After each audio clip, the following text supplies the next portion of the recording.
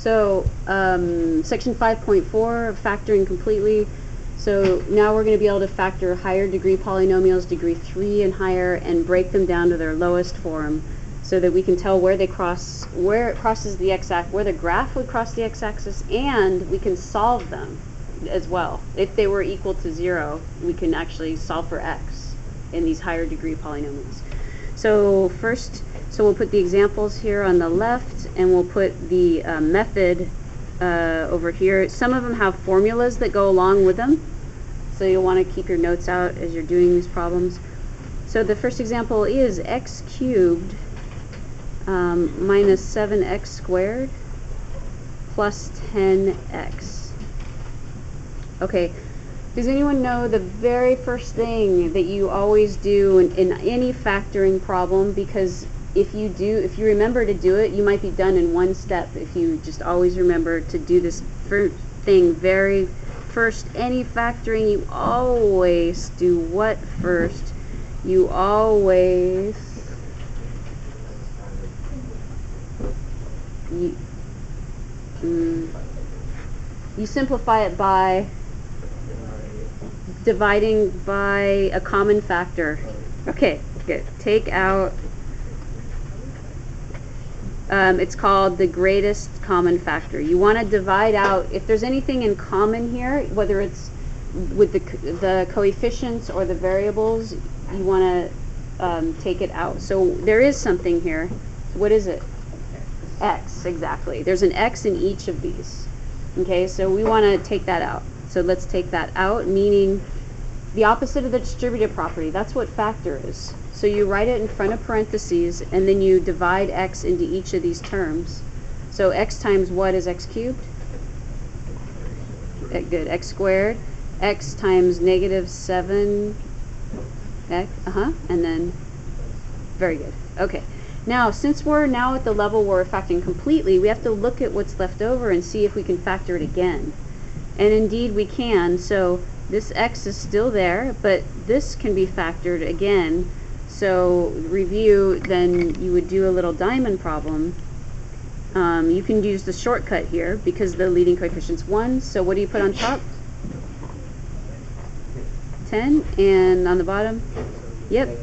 So what are the numbers that multiply to 10 and add to negative 7? Yep. And the order you put these in does not matter, because it all multiplies out to be the same. And that is complete. That is done. That is completely factored.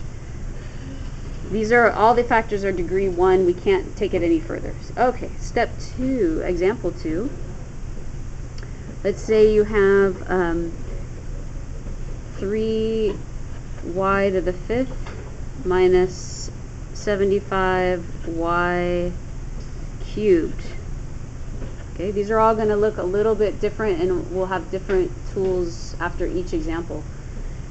We're always going to start with that GCF first. So what is the GCF, if there is one? 3y. What's the most we can take out? We have 5 here, we have 3 here. What's the most that's in both? 3 of them. Good. So take out 3y cubed, and then what's left over is we just, yeah. Okay. Makai? Good. Y squared minus. Nice. Okay. So y squared minus 25. Now, this, we can go further with this. This is a pattern, and if you see it, I'll show you the shortcut. You don't even have to do a diamond. Whenever you see difference of 2 perfect squares, see, that's a perfect square, right? Y times y is y squared. And what's the square root of 25? So the answer is y plus 5, y minus 5. I know that without even doing a diamond. And if you need to do the diamond, fine, it'll work. Because you would go like this. You would go, what multiplies to negative 25 and adds to 0. And sure enough, it's 5 and negative 5. But I just want you to see it so you can go faster. So that, you should be able to identify the word for it is called difference of squares. And you want to be able to do those quickly. So the formula is this, whenever you see something that's a squared minus b squared, it's equal to, in either order, in any order, a plus b times a minus b. That's the formula, the pattern that we just used. Okay, so now we're moving right along. We are going to do this one. Number 3 is, let's say you have 8x cubed plus 27.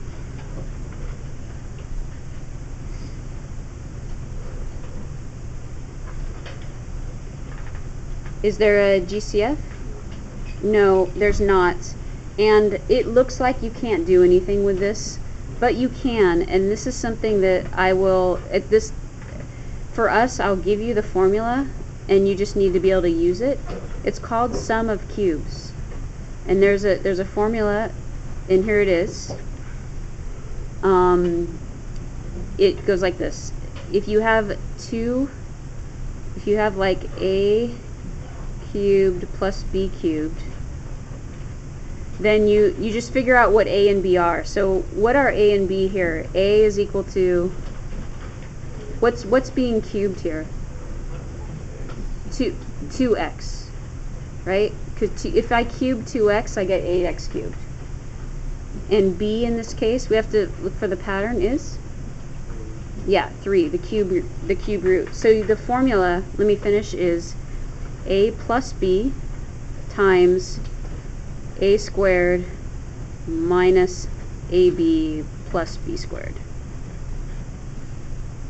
And if I were to distribute the a out and the b out, I would get a cubed in combined like terms. It works. You would get a cubed plus b cubed. You don't need to derive it, you don't need to memorize it, but let's use it. So you take a and b right here and pattern match. Plug wherever you see an a in the formula, replace it with 2x. Wherever you see a b, replace it with a 3. And this is what you would get. You would get 2x plus 3, that's a plus b. And then you square a. A squared is 4x squared. And then it's the opposite sign, minus. And then a times b is 6x, because the formula says a times b. And then the formula says plus b squared. B is 3, so it's plus 9. And that, you would check to see if you could factor this further by doing a diamond, what multiplies to 36 and adds to -6. But I'll tell you that there's nothing, so you would be done. And if you could factor this, you would, but in this case you can't. So that's done. So that's how you do sum of cubes.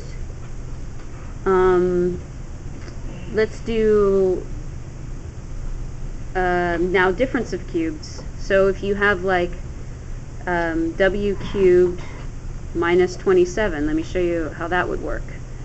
The formula for difference of cubes is this. Diff of cubes is, so if you have a cubed minus b cubed, you would do a minus b. You can try to memorize it. It's actually not that bad. And if you go to the next level of math, you would memorize it. So a squared, and then it's the opposite sign, plus ab plus b squared. Okay. So a equals, in this case, a equals w. And b, what does b equal? It's just 3 again. Yeah. The minus is already built into the formula, so we don't use that. So now we just plug it in the formula and we get w minus 3. Then we square the first one, w squared. We switch the sign, it's going to be plus instead of minus. Multiply the two together, and then it's always plus, and then square the last term. And then we would try to do a diamond problem on this. What multiplies the 9 and adds the 3? Anything? Anything multiply to 9 and add to 3? No. So we just leave it like that. So we have sum of cubes, difference of cubes. Okay, now we're going to do something that's nice and familiar, which is great when things overlap like that. So the fifth example is going to be this one. You'll know how to do this. Let's make 4 terms. X cubed plus 7x squared minus 9x minus 63. Okay, there's 4 terms there. How do we factor that when we have 4 terms?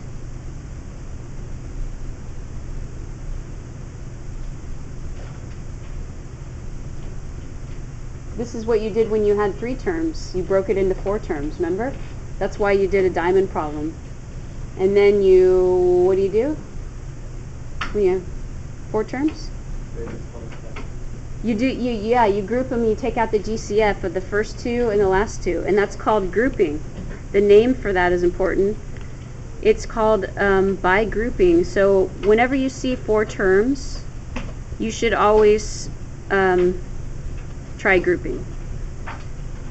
So remember how we've done polynomial division, and we did the synthetic division and broke it down and factored it? You don't necessarily have to do that if you can factor by grouping. This is the faster way. So you group those and you group those. What's the GCF in the first 2? This is great review. X squared, nice. And then what's left over inside? Good, x plus 7. And then what's the GCF here? Yeah, always take out a negative if you can. Negative 9. And what's left over? And these better be the same. That's the beauty of grouping. If those are identical, now we can take that out. So we take out the x plus 7, factor that out, and what's left over? X squared minus 9. Great. Whoa, but can we go further with that? Not with x plus 7, because that's degree 1. You know, right? Degree 1. We can't factor that more. But this squared, what pattern do you see? Do you know the name for that pattern? Difference of squares, right away. So you should be happy when you see that, because you know the answer is x plus 3 times x minus 3. One of them will be positive, the other will be negative, always. The order doesn't matter, and you just take the square root of each. Square root of x squared is x, square root of 9 is 3. And that is completely factored. If we had a polynomial like y equals this, we know the graph would cross at -7, -3, and 3. If we were trying to solve an equation, if it were equal to 0, we would be able to solve it. So that's by grouping. Since we've already done grouping, we can leave. I had a few more. Let's try this one that looks different, though. I'm definitely shortening this a little bit here. Actually, this is going to be our last one. This is called quadratic form. 4x to the 6th minus 20x to the 4 plus 24x squared. Okay, this is a 6th degree polynomial here that we're gonna factor. It looks like it should be really hard because we don't know what do we do with the 6th degree, but let's start with what we know. What do you always try to do to make the problem easier? GCF. So what's in common? Look at 4, 20, and 24. What's the biggest number? 4. Good. X, yes. 4x squared, yes. So let's start with that, because we can make our life so much simpler if we're using smaller numbers. So what goes inside? X to the 4, good. And then minus 5x squared, nice. And then awesome, just plus 6, yeah. Okay, so this is done. 4x squared is done, that's a factor. This is not done, but notice it's still a trinomial, right? So we can still just do our regular old diamond problem. You don't have to be afraid. So you still multiply the first and the last together, the 6 times x to the 4th. So this is 6x to the 4th. and then negative 5 x squared on the bottom. So what multiplies to 6 and adds to negative 5? I think negative 3 and negative 2 is the consensus. And they both need to have x squared there, so that it multiplies to x to the 4 and adds to x squared. So we have 4x squared, and now this is broken into 4 terms. This is a great review. So we already have x to the 4. And then instead of writing negative 5x squared, the whole reason we did the diamond problem is to break it into 2 terms. So it's now negative 3x squared and negative 2x squared. And then the plus 6 we just copy. And now, what technique when we have factor by grouping? So we have to keep leaving this here. And I'm going to use a square brackets just so it doesn't look like confusing with 2 parentheses. So the GCF here in the first 2 is x squared. So you take x squared out, and what goes inside? X squared minus 3. And then here you take out the negative 2, and you certainly hope that it's x squared minus 3. You can, in fact, you can copy that over and then check by distributing. Does it work? So we are so close to being done. Then you just take out this common factor, x squared minus 3. You just take it out. That's no different than what you're used to.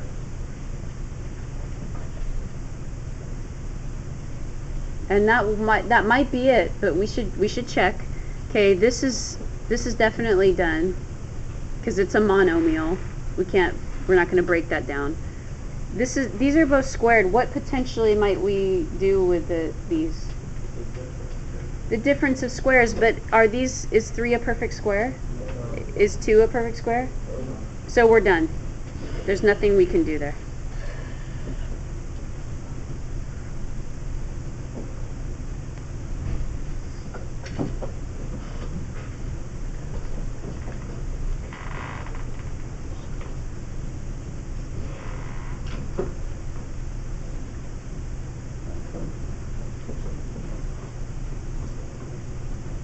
I'm looking for the stop button, which I used to think was to hit record again. Maybe I need a new battery. Now this is all going on this video. Hi, everybody. You want to say hi? Or if you want to be on the video, say hello.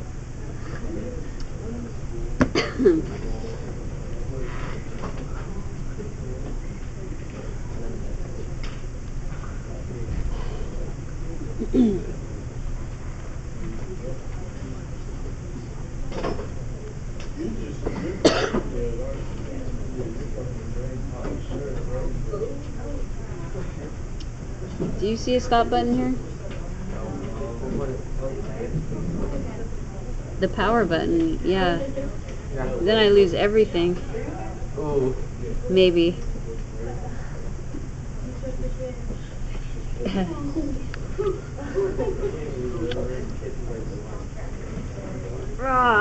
Technology. That's going to be on the video too. Alright, power off. We'll keep our